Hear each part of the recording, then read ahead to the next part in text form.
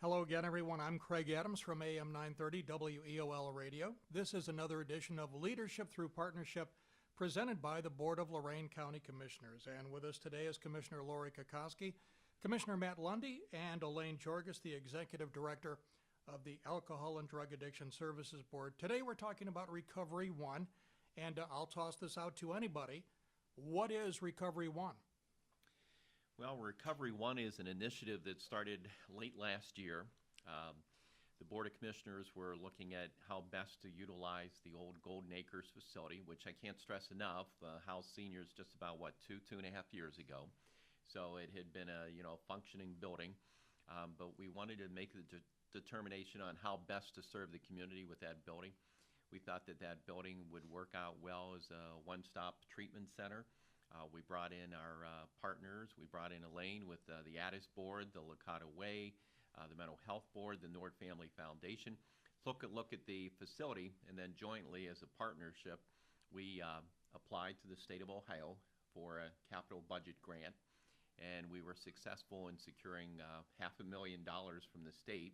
The Board of Commissioners are also going to put in about $200,000, and that enables us to be able to stabilize the building, make some repairs to the roof, the utilities, so we have stable utilities, also an elevator in there that needed to be addressed. And then that would provide the foundation for us to move forward with programming, and that's kind of the next step in the Recovery One process. Elaine, what might people find inside once it's done? Matt talked about programming. What could that be? So we want to make Recovery One like the epicenter for recovery for people that have nowhere to go or have not been connected to any treatment provider in the county prior, or if this is a high need that they need services today, they could receive possibly subacute detox, which is a non-hospital based detox if that fits their clinical diagnosis, possibly some step down to medication assisted treatment to start their behavioral health therapy. If they don't have sober living arrangements while their treatment's necessary, there's hope that that'll also be some residential treatment and recovery housing for people. How would somebody end up there? Would it be of their own volition? Would they have a counselor? How would that work? Well, again, many ways. Oftentimes right now we've got 4 police stations in our community where people walk into the police department and say, I'm ready for help now. We want to have Recovery One to be the place where they can say, here, go here.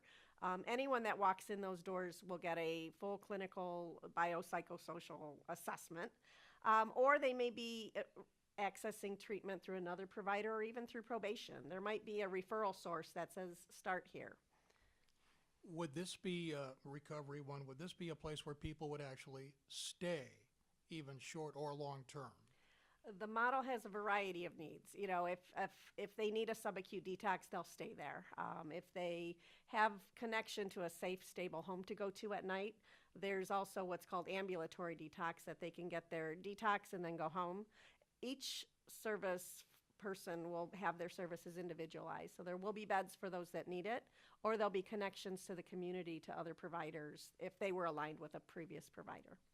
If we could go back to the building itself, the former Golden Acres site, again, how much work needs to be done inside really to bring it up to speed for what Elaine and other agencies need? The inside of the building is not that bad, other than the ceiling tiles because of the roof leaking, which obviously needs to be addressed. But like we said, a couple of years ago, we had the elderly in there, so it's not that, that it needs that much work. One of the things that it didn't work for as a nursing home is because they had to use shared bathrooms down the hall.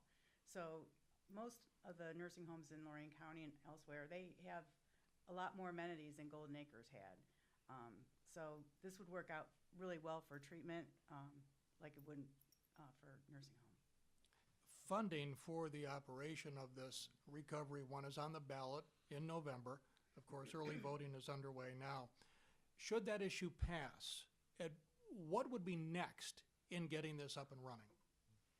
Well, I think Elaine could probably tell you that you can't open the front doors to any facility unless you have state certification, and Elaine is very familiar with what's involved with that. That's quite complicated. Yeah, so we would have to contact the Ohio Mental Health and Addiction Services to come out and really take a programmatic look at the place. Even though it was in service as a different service mix with nursing home, Mental Health and Addiction Services still has to put their eye on it. There's a ratio of capacity of, so many clients per clinician. So we have to make sure we have the right number of group rooms, office space. If we're doing detox and there's medication-assisted treatment, making sure we've got the right storage, the file system. So a little bit more upgrading, not physical per se for the building, but under the state certifications for any of the providers that are going to be providing services there. And we hope to have a variety of providers there. Treatment and recovery supports. We also hope to have recovery supports like bringing in peers or some support groups or family groups at the place also. And just so you understand, the way that the need for issue 14 came about was as a result of our partnership and our discussions. We started working through some of the business models, and I can't explain enough, it's fluid, because we don't know what the future holds for Medicaid expansion. Obviously, that's a big part of it. But when you get in Medicaid reimbursements, you get into insurance reimbursements, you get into the need for indigent care, there's some shortfalls that come up there. Obviously, we want to make sure that we're continuing to upgrade the building. We want to make sure we're covering utilities. And the really important part is we want to make sure we have dollars that we can actually leverage, grant dollars. There are grant dollars out there. We just need to be able to leverage them. So that's how the money would be utilized.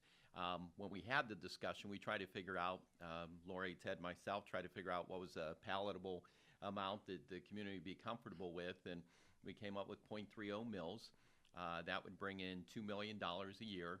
If you're the owner of a $100,000 home, it's basically 88 cents a month is what that would come out to. It's $10.50 for the year. I always say that's the price of a McDonald's coffee.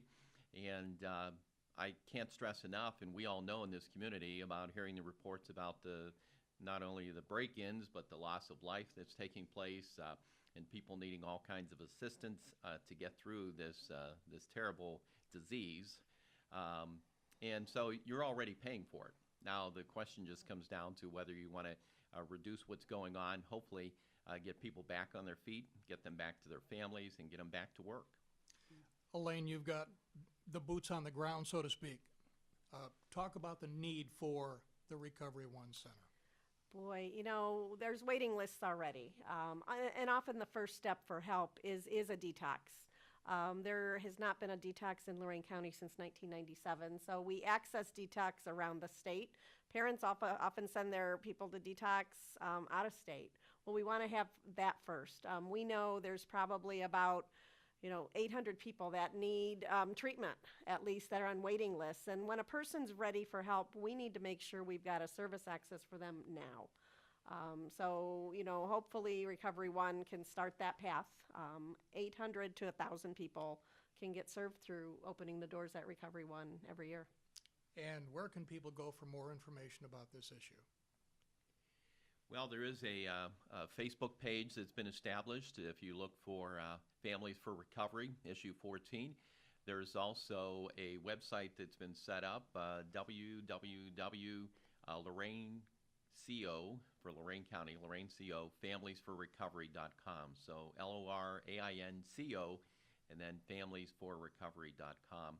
That'll provide some additional information. I know that information's been also going out to absentee voters as well, and there's other information that will be coming out through the media.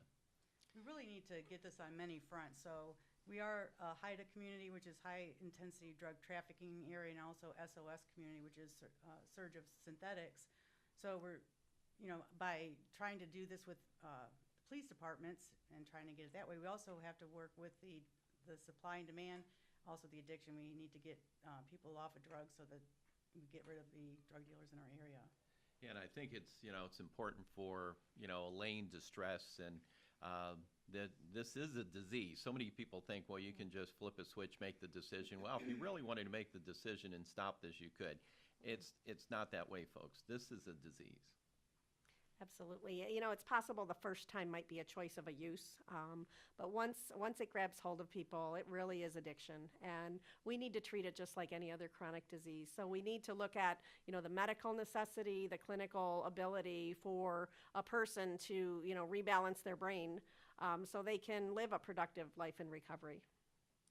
We've been talking today with Lorain County Commissioner Lori Kokoski, Lorain County Commissioner Matt Lundy, and Elaine Georgas, the Executive Director of the Alcohol and Drug Addiction Services Board. Thanks to Bruce Bishop behind the camera here from the Chronicle Telegram. Again, Election Day is Tuesday, November 6th. Early voting is underway. Your chance to consider issue number 14 for Recovery 1. I'm Craig Adams for AM 930 WEOL Radio.